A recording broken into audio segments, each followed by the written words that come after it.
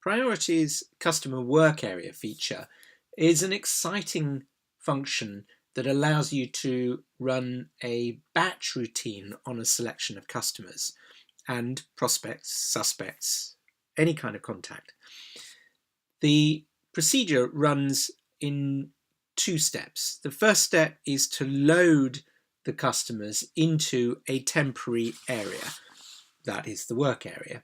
And then the second step is then to execute whatever batch routine it is you want to run against that selection of customers, whether it's creating some mailing labels, assigning some special pricing, or creating a range of tasks for salespeople against those specific prospects, or sending out a marketing campaign. Depending on the batch routine that we actually want to run, we may want to load customers, or we may want to load the multiple contacts that work at each customer. And there are separate loading routines for both. I'm going to load the contacts, and you'll see that there's a program that takes us through this. And specifically, it is now going to prompt us for the contacts that fit within our parameters.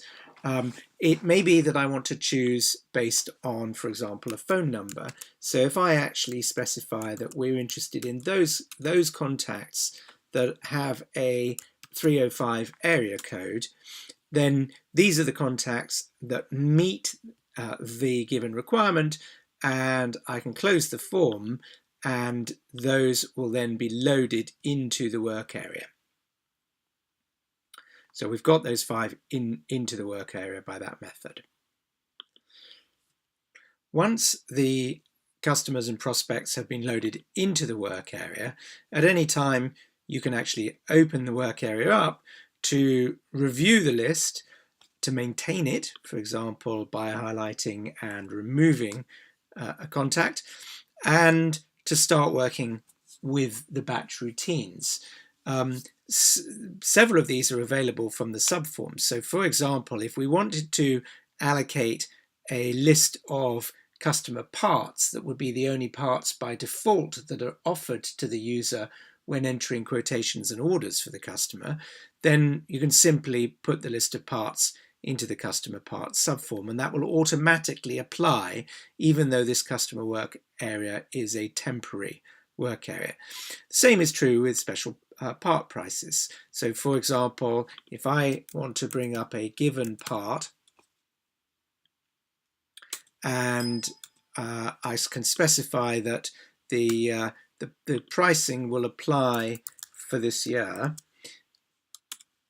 provided I can type the date correctly, then I can put in my price for the given part, and that will override the pricing given to on any other price list.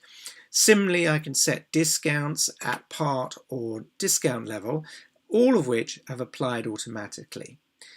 The other things we can do from here are we can add business classifications.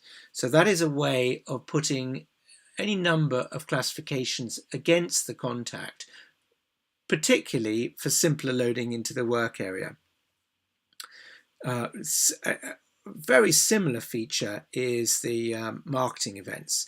And in this case, we can specify, I've created a marketing event that these were attendees of a given seminar, and we can specify who the attendees were.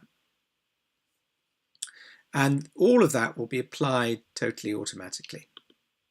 Now that we've made that load, let's see the work area in more detail by clearing it. If we clear the customer work area, that will delete all of the customers that were temporarily placed in the work area.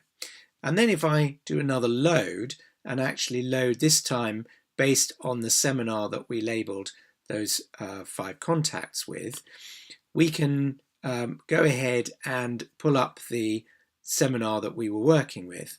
Now, I also assigned separately a couple of other customers to that given marketing event. So by closing this form, you will see that this will now load 7 customers into the area. Or I can go ahead and make another choice to append further customers or to make a selection within the set of 7. But if I accept no, it should put the 7 customers and prospects directly in. The other thing is that there is a checkbox that allows you to configure whether customers are accepting email or not, and I'm specifying only those that have that checkbox checked will go into the customer work area. So that puts our 7 customers in compared to the 5 that we had originally, all of whom have attended a given seminar. The next thing I may want to do is prepare a mailing campaign to the customers and prospects that we've just selected. There is a letter generator function within the system that allows me to prepare a letter. Now I've got a letter in here, and so if we pick up the promotional letter that I've created, you'll see that the letter can include fields from within the database.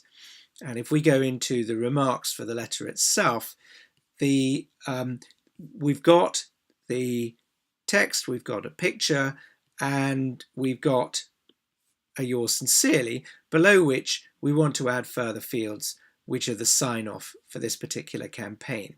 This icon here allows us to add fields, and in this particular case we're going to add the current user's name, and we'll add their title, and we will then add maybe some contact details as well, maybe the phone number.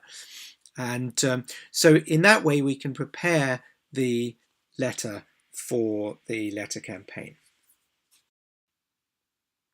If I want to attach a file to the emails that are going to go out, then I can use the attachments feature.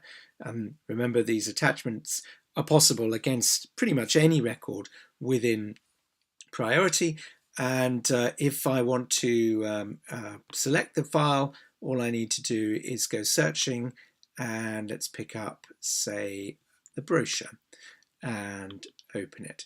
So that will actually save the file to this specific letter for the purposes of sending out via the email.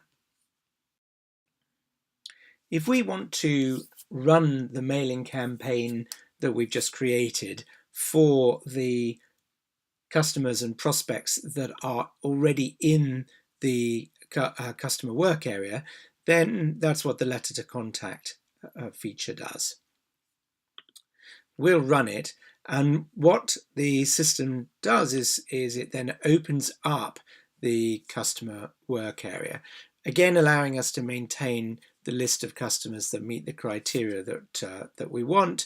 If we're happy with them, we simply close the work area, and the system will prompt us as to how we want to run the campaign. Do we want to print? Do we simply want to display to check? Do we want to send mail, which will allow us to edit further? Or in this case, do we want to send automatic mail, including attachments, which we do.